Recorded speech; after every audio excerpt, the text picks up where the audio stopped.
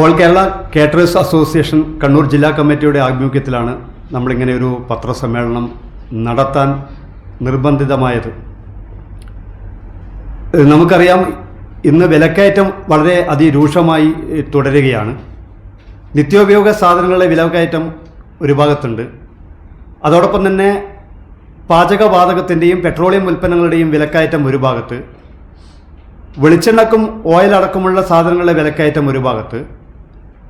അതിലേറ്റവും പ്രധാനം ഇപ്പോൾ നമുക്ക് കേരളത്തെ സംബന്ധിച്ച് ബിരിയാണി, ഇപ്പോൾ എല്ലാ ആഘോഷ പരിപാടിയിലും ബിരിയാണി ഒരു പ്രധാന ഐറ്റമായിട്ട് ഭക്ഷണ വസ്തുവായി ഉപയോഗിക്കപ്പെടുകയാണ് കേരളത്തിൽ. അതുപോലെ തന്നെ നെയ്ച്ചോറും ബിരിയാണിയും ഒക്കെ തന്നെ യഥേഷ്ടം വിളമ്പിക്കൊണ്ടിരിക്കുകയാണ്. ഇതിൻ്റെ അരിക്ക് വളരെ ഭീകരമായ രീതിയിലാണ് വിലക്കയറ്റം സൃഷ്ടിക്കപ്പെട്ടിട്ടുള്ളത്. നേരത്തെ 90 രൂപ 100 രൂപ റേറ്റുള്ള ജീരകശാല, കൈമ തുടങ്ങിയ അരിക്ക്, ബിരിയാണി റൈസിന് 140 രൂപ കൊടുക്കേണ്ട ഒരു അവസ്ഥ ഇപ്പം വന്നിരിക്കുകയാണ്. 140 രൂപയാണ് ഇപ്പം വില വർദ്ധിച്ചിരിക്കുന്നത്. എന്നാൽ നമ്മൾ 1-2 മാസം മുമ്പാണ് കസ്റ്റമറുമായിട്ട് നമ്മൾ ഡീൽ ചെയ്യുക. പക്ഷെ അതിന് ശേഷമുള്ള വിലക്കയറ്റം നമ്മൾ ആ കസ്റ്റമറുമായി സംസാരിച്ചിട്ട് അതിൻ്റെ പൈസ വർദ്ധിപ്പിച്ച് തരുവാൻ കസ്റ്റമർ തയ്യാറാകുന്നില്ല. വളരെ ഭീകരമായ രീതിയിലാണ് കാറ്ററിംഗ് മേഖല ഇപ്പം വിലക്കയറ്റവുമായി ബന്ധപ്പെട്ടുകൊണ്ടുള്ള പ്രതിസന്ധികളെ അഭിമുഖീകരിച്ചുകൊണ്ടിരിക്കുന്നത്. ഈ അരിയുടെ വിലയാണ് ഏറ്റവും കൂടുതൽ വർദ്ധിച്ചുകൊണ്ടിരിക്കുന്നത് എന്ന് നമുക്ക് കാണാൻ വേണ്ടി സാധിക്കും. അതോടൊപ്പം തന്നെ നമ്മൾ ശ്രദ്ധയിൽപ്പെടുത്താൻ വേണ്ടി ആഗ്രഹിക്കുന്നത്, അനധികൃത കാറ്ററിംഗുകാർ ഇപ്പോൾ കേരളത്തിലെ സംസ്ഥാനത്തൊട്ടും ഒരു മാനദണ്ഡങ്ങളും പാലിക്കാതെ സർക്കാരിൻ്റെ കാറ്ററിംഗ് ലൈസൻസ് എടുക്കുന്നില്ല, ദേഹപരിശോധനയുടെ സർട്ടിഫിക്കറ്റ് ഇല്ല, വെള്ളം പരിശോധനിക്കുന്ന സർട്ടിഫിക്കറ്റ് ഇല്ല, അതോടൊപ്പം തന്നെ ഫാസ്റ്റ് ട്രാക്ക് ട്രെയിനിങ്ങിൻ്റെ സർട്ടിഫിക്കറ്റ് ഇല്ല. അങ്ങനെ സർക്കാർ നിഷ്കർഷിക്കുന്ന ഒരു മാനദണ്ഡങ്ങളും പാലിക്കാതെ ഒരുപാട് അനധികൃത കാറ്ററിംഗുകാർ ഈ മേഖലക്കകത്ത് കടന്നു വരികയാണ്. അപ്പോൾ ഇത്തരം ആളുകൾ സമൂഹത്തിൽ വില കുറച്ചുകൊണ്ട് ബിസിനസ് ചെയ്യുന്ന ഒരു അവസ്ഥയാണ് ഇപ്പം സംജാതമായിക്കൊണ്ടിരിക്കുന്നത്. ഇവരെ സംബന്ധിച്ച് ക്വാണ്ടിറ്റിയോ അതിൻ്റെ ക്വാളിറ്റിയോ ഒരു പ്രധാന ഘടകമല്ല.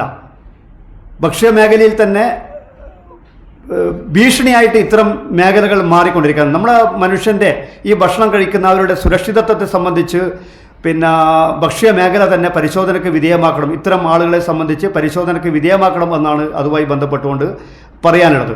കാരണം ഒരു മാനദണ്ഡങ്ങളും പാലിക്കാതെ വില കുറച്ചെടുക്കുമ്പോൾ എല്ലാ സർട്ടിഫിക്കറ്റും എല്ലാ മാനദണ്ഡങ്ങളും പാലിക്കുന്ന കാറ്ററിംഗുകാർക്ക് വർക്ക് ലഭിക്കാത്ത ഒരു അവസ്ഥ സംജാതമായി കൊണ്ടിരിക്കുന്നു എന്നാണ് ഇതിൻ്റെ ഭാഗമായിട്ട് ഒന്ന് പറയാനുള്ളത്. അധികൃത കാറ്ററിംഗുകളുടെ കടന്നുകയറ്റം അത്തരം പ്രധാനപ്പെട്ട ബിസിനസ് ചെയ്യുന്നവരുടെ വർക്കുകൾ കുറഞ്ഞു വരികയാണ്. കാറ്ററിംഗ് മേഖലയെ സംബന്ധിച്ച് നമ്മൾ അനാദി, പച്ചക്കറി, മീറ്റ്, അത്തരക്കാർക്ക് നമ്മൾ ഇതിൻ്റെ കാറ്ററിങ്ങിൻ്റെ ഭാഗമായിട്ട് ഗുണം ലഭിക്കുന്നുണ്ട്. അതുപോലെ തന്നെ നമുക്ക് പാചകം ചെയ്യുന്ന പാചകക്കാർ, നമ്മളെ വാഹനം ഓടിക്കുന്നവർ, പാത്രം കഴുകുന്നവർ, സർവീസിന് വരുന്നവർ, ഇത്തരം ആളുകൾക്കൊക്കെ തൊഴിലും ഉപതൊഴിലും കൊടുക്കാൻ പറ്റുന്ന ഒരു പ്രധാനപ്പെട്ട മേഖലയാണ് ഈ കാറ്ററിംഗ് മേഖല. അപ്പോൾ ഈ ബിസിനസ് ഒരു ചെറുകിട വ്യവസായമാണ്. ചെറുകിട വ്യവസായത്തെ സംരക്ഷിക്കുക എന്നത് ഒരു പ്രധാനപ്പെട്ട ഘടകമാണ്. ഈ സമൂഹത്തിൽ ഒരു ചെറുകിട വ്യവസായങ്ങളുടെ വളർച്ച പിന്നോട്ട് അടിക്കുന്ന രീതിയിലാണ് ഇപ്പം ഈ സാമ്പത്തികപരമായിട്ടുള്ള വിലക്കയറ്റവും അനധികൃത കാറ്ററിംഗുകാരുടെ കടന്നുകയറ്റവും ഒക്കെ തന്നെ മാറിക്കൊണ്ടിരിക്കുന്നത് എന്ന് പ്രധാനപ്പെട്ടായിട്ട് പറയുന്നത്. ഏറ്റവും പ്രധാനം നമ്മൾ എടുത്തു പറയുന്ന 2 വിഷയമാണ്. ഒന്ന്, ഈ ബിരിയാണി വെക്കുന്ന അരി, കൈമ അരി, ജീരകശാല അരിയുടെ വളരെ ഭീകരമായ ഒരു വിലക്കയറ്റം ഒരു പ്രധാനപ്പെട്ട ഘടകമാണ്. രണ്ടാമത്തെ കാര്യം, അനധികൃത കാറ്ററിംഗുകാരെ തടയുക തന്നെ ചെയ്യണം എന്നുള്ളത് വളരെ പ്രധാനപ്പെട്ട ഒരു കാര്യം. ഈ 2 വിഷയമാണ് പ്രധാനപ്പെട്ട നമ്മൾ ഉന്നയിക്കുന്നത്. ബാക്കിയൊക്കെ നമ്മൾ അറിയുന്ന പോലെ പാചകവാതകത്തിൻ്റെ വില അടിക്കടി വർദ്ധിച്ചുകൊണ്ടിരിക്കുന്നത് ഉണ്ട്. ഇങ്ങനെയുള്ള ഒരുപാട് പ്രയാസങ്ങൾ നമ്മൾ അനുഭവിച്ചുകൊണ്ടിരിക്കുകയാണ്. GSTക്കാർ ഒരു ഭാഗത്ത് പരക്കം പായുന്നുണ്ട്. മറ്റ് ഭക്ഷ്യസുരക്ഷാ വകുപ്പ് മറ്റുള്ള കാര്യങ്ങളൊക്കെ വല്ലാത്തൊരു ബുദ്ധിമുട്ടുന്ന ഒരു അവസ്ഥ നമ്മൾ നേരിടേണ്ടി വരുന്നു എന്നുള്ളത്. ഒരുപാട് ആളുകൾ ലോൺ എടുത്തിട്ടാണ് ഈ ഇത്തരം സ്ഥാപനങ്ങൾ നടത്തിക്കൊണ്ട് പോകുന്നത്. വലിയ സാമ്പത്തിക ബുദ്ധിമുട്ടുണ്ട്. ഒരുപാട് പ്രയാസങ്ങൾ ഇതിൻ്റെ ഭാഗമായിട്ട് നമ്മൾ നേരിടേണ്ടി വരുന്നു എന്നുള്ളതാണ്. ഇതിനെ നിയന്ത്രിക്കാൻ ബന്ധപ്പെട്ട എക്സിക്യൂട്ടീവും അതുപോലെ തന്നെ ജുഡീഷ്യറിയും അതുപോലെ തന്നെ ലെജിസ്ലേറ്റീവും ഒക്കെ ഭരണകൂടം ബന്ധപ്പെട്ട ഭക്ഷ്യവകുപ്പുമൊക്കെ തന്നെ ഇത്തരം കാര്യങ്ങൾ പരിശോധനയ്ക്ക് വിധേയമാക്കണം എന്നാണ് നമ്മുടെ സംഘടന എന്നുള്ള നിലയിൽ പറയാൻ ആഗ്രഹിക്കുന്നത്.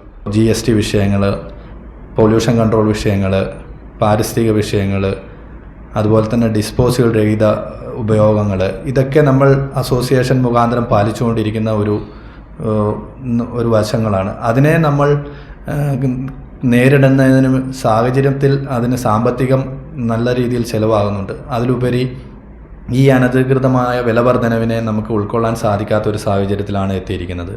ഇതുമായിട്ട് വരുന്ന എല്ലാ ബുദ്ധിമുട്ടുകളെയും ഒറ്റക്കെട്ടായി നേരിടണമെന്നാണ് AKCA all Kerala caterers association തീരുമാനമെടുത്തിരിക്കുന്നത്.